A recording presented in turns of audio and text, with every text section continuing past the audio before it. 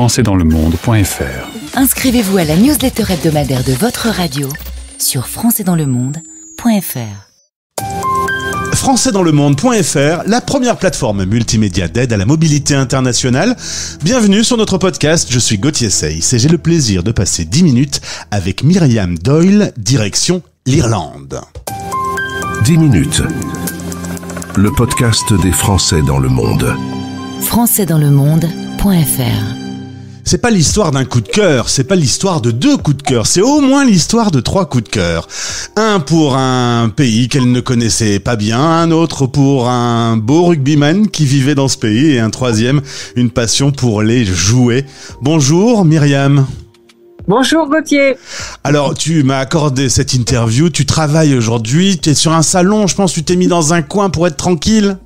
Exactement, je suis dans un coin d'un bar, dans un restaurant où a lieu une conférence où j'amène mes jeux et mes jouets éducatifs. C'est une conférence sur les enfants autistes, donc plein de profs, de professionnels qui travaillent avec des autistes. Et bon, disons la gamme de jeux que je propose, que je vends sur Mimi Toys, et des jouets de développement sensoriel éducatif qui sont tout à fait pour tous les enfants, incluant les enfants autistes. Donc c'est très intéressant pour moi. Donc voilà, là je suis dans un petit coin et ravi d'être avec vous pour parler de l'Irlande, de ma passion. Trois coups de cœur, ouais. Et puis de toi aussi, parce que si tu veux bien, on va retourner dans l'Aveyron, où tu vas passer les 12 premières années de ta vie au bain. Tu m'as dit, évidemment, je ne connais pas, hein, c'est un petit patelin. Oui. Où on mange bien, où la vie est douce.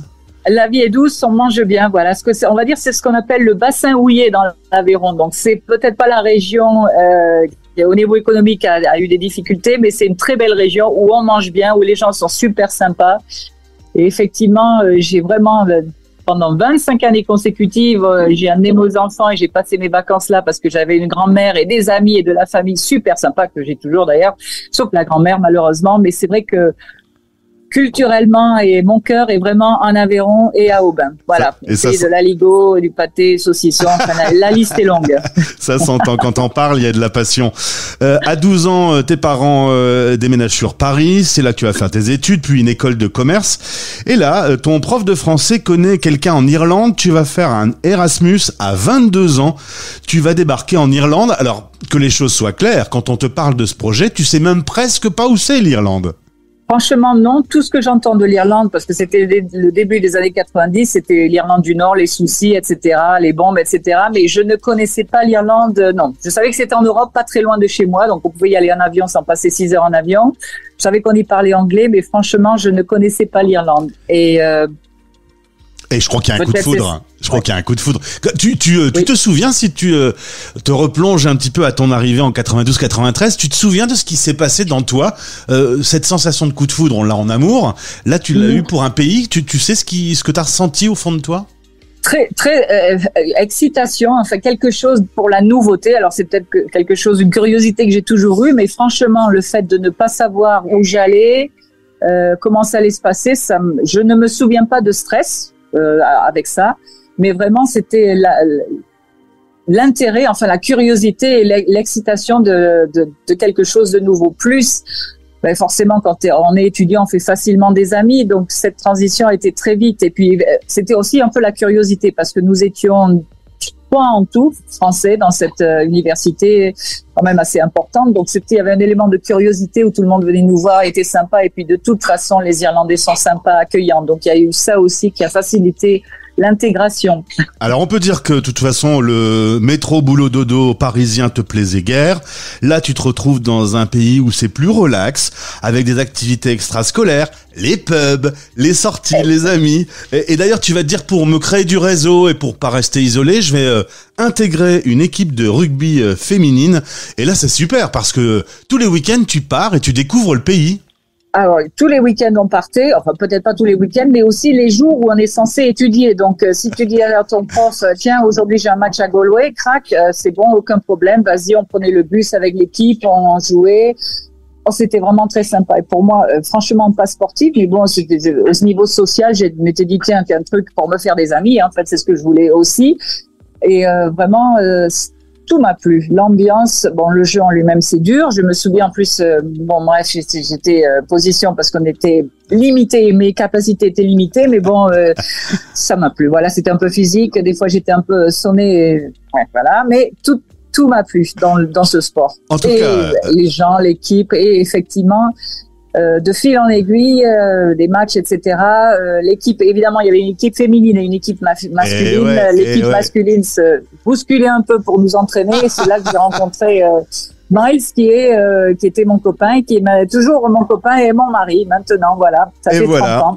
Voilà, ce beau Irlandais joueur de rugby craque pour une petite Frenchie. Résultat, la famille va grandir. Première fille, puis 3 enfants. Aujourd'hui, ils ont 16, 18, 23 et 24 ans. Alors, même s'ils sont nés en Irlande avec un papa irlandais, justement, tu le disais tout à l'heure, l'Aveyron chaque été, maintenir le français, découvrir la Ligo, c'est important. Tu veux leur laisser un peu de la France. Ah oui, très important pour moi, parce que c'est sûr que maintenant j'ai vécu plus en Irlande que j'ai vécu en France, donc des fois je me dis culturellement d'où je viens, qui je suis, mais oui, je suis aveyronnaise et c'était très sympa que mes enfants maintenant apprécient cette culture française, la langue aussi, mais la culture régionale, culinaire, les habitudes, la musique, etc. Donc ça, c'est important pour moi qu'ils le reconnaissent et qu'ils l'apprécient. Résultat, toi, tu fais un Erasmus dans les années 90 et aujourd'hui, ce sont tes enfants dont 2 ont déjà fait un Erasmus, notamment en France. Donc, c'est le match retour. Une à Lille et une à Paris. Voilà, tout à fait. Ouais. Alors, quand tu retournes travailler en Irlande, t'es dans la pleine période où vont naître les call centers. L'Irlande a été très connue pendant ce moment-là pour des grands plateaux téléphoniques. C'était un peu le cœur, le noyau de l'Europe.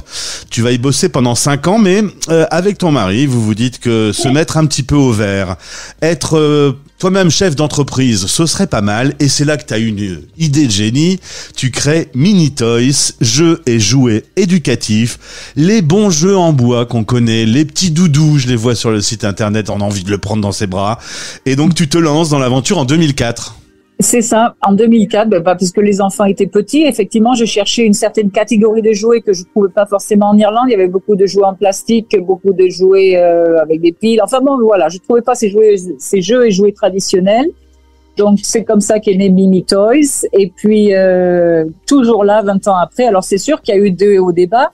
Bon, nous étions à l'époque la première société, on va dire, de vente par correspondance de jouets. Nous n'avions pas de magasin. On voulait vraiment, c'était la vente par correspondance avec catalogue et site internet. Donc il y a 20 ans, on n'en était pas où on en est là au niveau technologique. Il n'y avait pas les réseaux sociaux, tout ça. Donc on a commencé, ça a bien marché, beaucoup de hauts et de bas. Donc là, on est de nouveau sur un haut après des années de bas. Donc c'est vrai qu'on s'adapte, on utilise les réseaux sociaux, j'élargis ma gamme, je travaille beaucoup avec beaucoup de fournisseurs français, fabricants français de jeux et jouets. Donc oui, c'est toujours ma passion. De toute façon, ma passion, ça a toujours été le développement, l'apprentissage, comment nous apprenons de manière générale. Voilà. Est-ce que Sophie la girafe est sur Mini Toys ? Alors Sophie, elle n'y est pas. Elle n'y est pas. Je me demande pourquoi d'ailleurs. Parce que je ne sais pas si c'est une Française, la petite girafe. Qu'est-ce qui s'est passé avec Sophie ? Pourquoi j'ai pas pris Sophie ? Alors des fois, effectivement, faut oser. Il y a des choses. Des fois, faut oser, mais il y a aussi des différences culturelles au niveau même des couleurs, des matières, etc. Ah ouais. Donc, des fois, maintenant, il y a des choses que je vois qui vont marcher et d'autres, bien qu'elles me plaisent, parce que, voilà, il y a des choses, je suis toujours française de cœur et il y a des choses, mais je me dis non, ça va pas marcher sur mon marché parce que les couleurs c'est pas exactement la même chose. Donc, bizarrement, Sophie de la girafe, oui, peut-être c'est ça, je sais pas.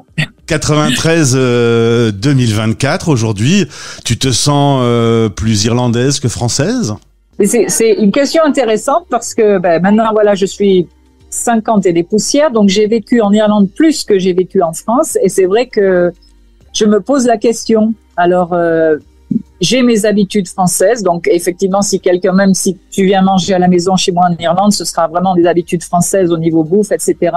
Après ça, j'ai certainement pris des habitudes irlandaises, donc je pense que je suis des deux. C'est une question compliquée. Pour moi, pour mes enfants, je sais que c'est pas une question puisque ils ont été bercés dans la culture, etc., l'éducation irlandaise. Mais pour moi, maintenant, logiquement, j'ai vécu plus en Irlande. Mais quand même, mes racines, ma culture, c'est la France. Mais c'est ça, parce que dès qu'on parle un peu de l'Aveyron, y a ton cœur qui bat un peu plus fort quand même. Exact. Ah, ça, c'est sûr. Oui, oui. Bah, disons que tu as des racines dans 2 pays européens. Ça, c'est bien aussi. De toute façon, oui, oui. Est-ce que Mini Toys aujourd'hui, le côté Frenchy, tu l'as conservé? Est-ce que ça te sert au quotidien ou il s'est un peu effacé avec le temps?